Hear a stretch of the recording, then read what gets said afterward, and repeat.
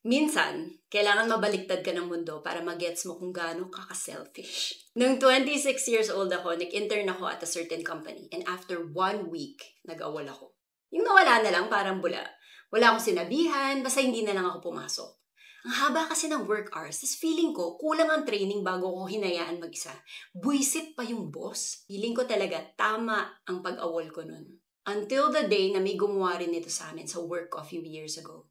Sabi pa nung nag-awol, may kukunin lang na gamit sa bahay. Tapos ayun, hindi na bumalik. Cannot be reached pa ang cellphone. Nag-alala kami sa kanya, baka nakaksidente. Tapos, through chismis na lang namin nalaman na ayaw lang niya talaga mag-work sa team namin. Ang sama pala ng feeling na iniwan ka sa ere. Tapos hindi mo alam kung anong ginawa mong mali. Hindi ka man lang binigyan ng chance mag-adjust o magbago. Parang jowa lang. Sana man lang nagsabi siya kung ano yung mga complaints niya. And then, natawa na lang ako nung naalala ko yung nag-awol din ako many years ago. Feeling ko tama talaga ako that time pero sobrang red flag pala na ugali ito.